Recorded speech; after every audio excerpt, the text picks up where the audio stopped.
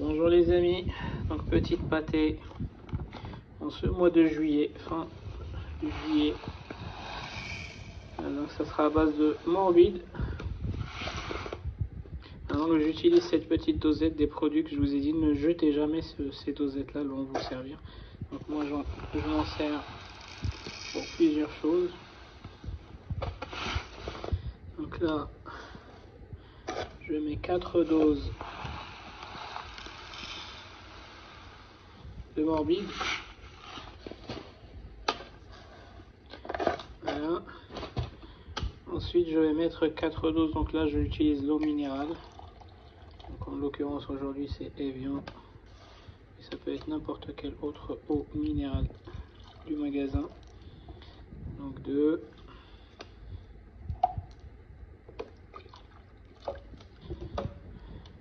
3.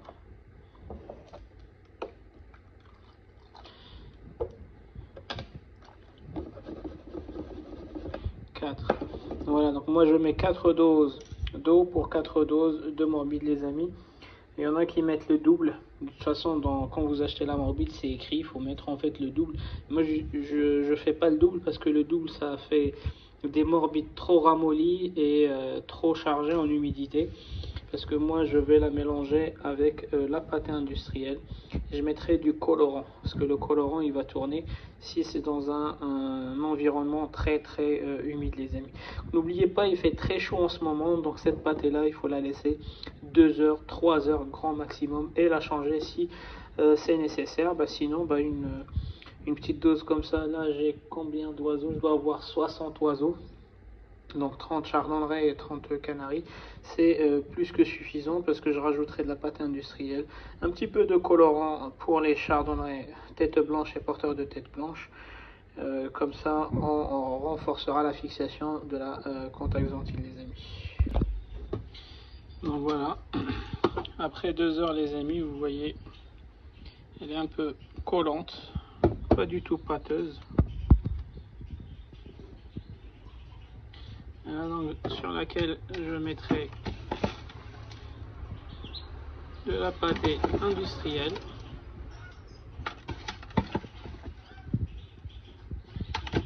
Donc, je mélange le tout.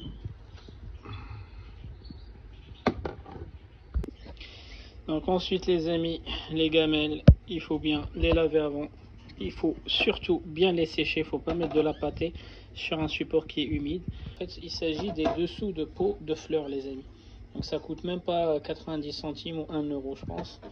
Voilà, donc c'est pour des pots de fleurs. Et moi je les utilise en fait pour les oiseaux. Donc une fois mélangé, voici ce que ça va donner. Donc du coup, en fonction des oiseaux que j'ai par cage, je vais mettre.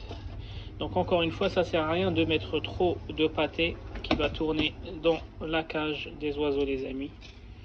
Encore une fois, les oiseaux ils sont curieux. Donc une fois que la pâtée aura tourné, ils voudront bien sûr aller la manger. Et c'est comme ça que ça finit par une coccidiose ou une salmonelle ou un truc du genre les amis.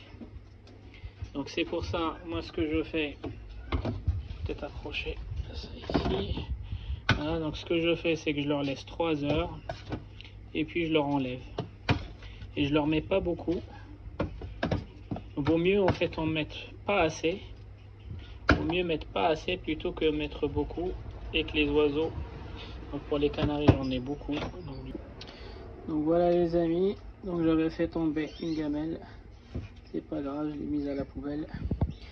Voilà, après je prends le Contax et je viens juste saupoudrer un tout petit peu comme ça,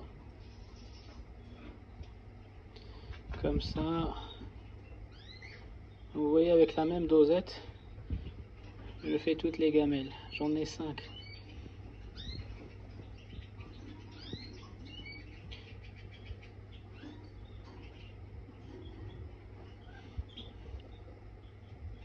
Et je le répète, je colore pas les canaris, donc les gamelles des canaris sont là. Tout ça, c'est les gamelles des chardonnerets. Et tous les chardonnerets que j'ai sont soit tête blanche, soit porteurs de tête blanche, ou soit jaune. Donc c'est pour ça que je leur donne le Contax pour accentuer le lutéinine et le lutéinine, le zéaxanthine, la bêta-carotène et la contaxanthine, les amis. Et donc pour les nectarivores, les amis, eux ils mangent pas de la pâtée, je vais leur donner ce fruit là qui est super juteux à l'intérieur. Donc je le fais exprès, je leur donne pas de fruits durs parce que l'idée c'est qu'ils puissent sucer le jus. Donc là, si vous voyez, regardez comment il est mou. Donc il doit être très sucré. Donc je laisse les fruits vraiment devenir comme ça mou, sucré. Et puis je le donne aux nectarivores quand je donne la pâtée à mes fringillidés, les amis.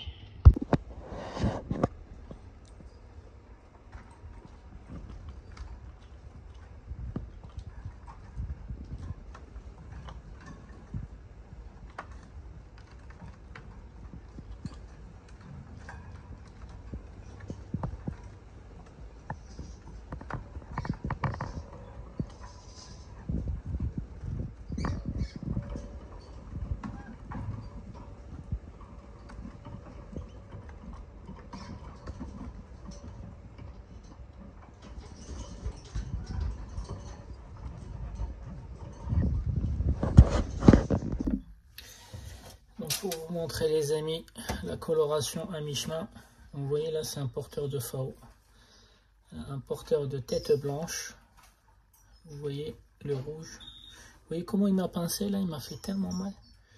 Regardez la taille du masque, les amis, donc ça promet. Regardez, c'est un mâle, porteur de FAO, porteur de tête blanche. Regardez la taille du masque, les amis, qui va sortir.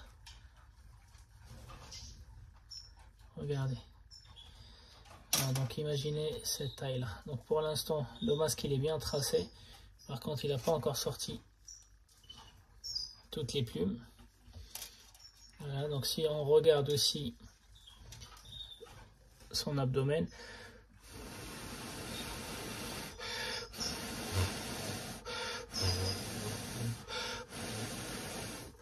vous voyez que tout est propre, les amis. J'utilise le contaxanthine intelligemment et je nettoie en permanence avec la colline, les amis. Donc il perd beaucoup de plumes, je vais le lâcher. Ensuite, une belle opale, les amis. Donc c'est une femelle, c'est pas un mâle, c'est une femelle, porteuse de tête blanche aussi. Donc regardez la taille de son masque qui n'est pas terminé encore, bien sûr. Regardez. Donc il est bien tracé, il remonte bien. Donc on pourrait même penser que c'est un mâle, mais non, c'est une femelle, les amis. Donc il y a la couleur orange et la couleur rouge. Imaginez qu'en fin du programme de la coloration, tout le masque il sera comme les taches foncées intensives que vous voyez. D'accord. En plus elle a les paupières là. Je commence à voir les premiers chardonnays avec les paupières qui retombent sur les yeux, les amis. Donc les mâles opales, les amis, pareil. Porteur de tête blanche. Regardez comment le masque est bien coloré. Donc pareil, il est en plein milieu. Vous voyez, vous savez faire la différence entre la coloration, la couleur rouge orangé de l'année dernière et la couleur jaune intensif, rouge intensif pardon, qui est en train de sortir à la place. Vous voyez, donc d'abord il faut élargir les masques et puis après on leur donne la bonne couleur. Un très beau sujet.